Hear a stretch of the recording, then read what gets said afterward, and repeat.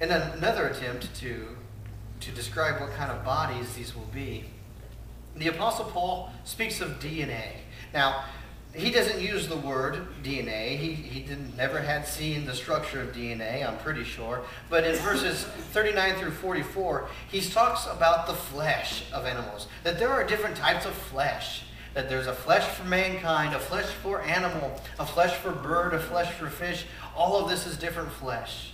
What I want to get into your mind today is that this idea of the flesh, the idea of the resurrection body, is the idea of your DNA blossoming and blooming into what it was intended to be. You see, the book of Revelation says, "Behold, I make all things new."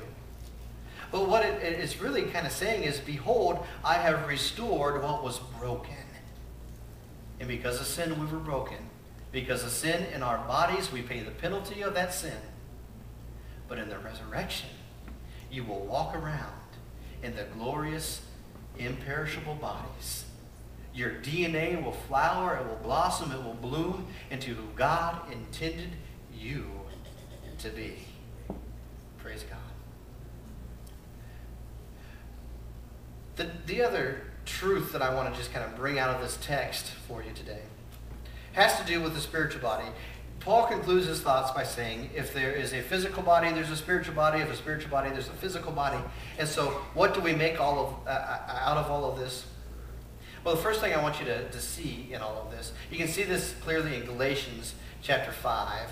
Chapter 5, verses 19 through 20, and then again verses 22 through 23.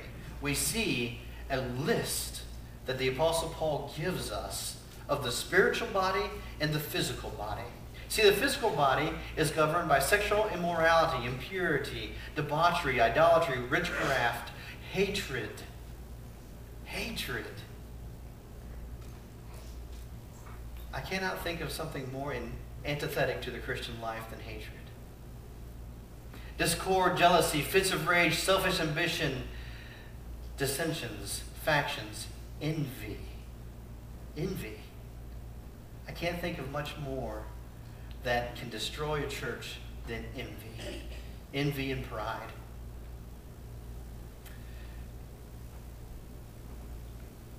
Drunkenness, orgies, and the like. That's what our physical bodies are governed by. But the spiritual body is governed by love, joy, peace, patience, kindness, goodness, faithfulness, gentleness, and self-control. Now there are two different dialects that we speak here, isn't it? The dialect of the natural flesh is that of debauchery, paganism. The dialect of the spiritual man is love, joy, peace, patience, the fruit of the Spirit. Right now, when you become a follower of Jesus Christ, you start moving away from that which is immoral. The sexual immorality, the sexual impurity, debauchery, idolatry and witchcraft, hatred, all of that. You start moving away from that.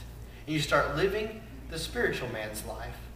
Love, joy, peace, patience, kindness, faithfulness, goodness, gentleness, and self-control.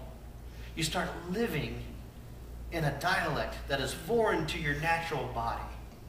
But your body will be governed by these principles in heaven. Not by the old principles, the struggle of the flesh, but the new principle, the fruit of the Spirit. So how will you be when you get to heaven? Well, you will be you when you get to heaven.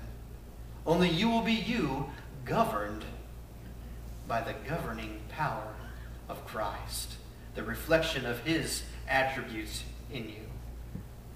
The joy, the love, the peace, the patience, the kindness that you so strive for today will be realized in your resurrection body.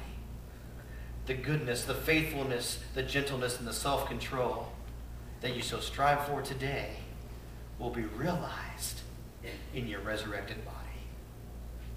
We all raise from the dead, some to life, some to eternal damnation.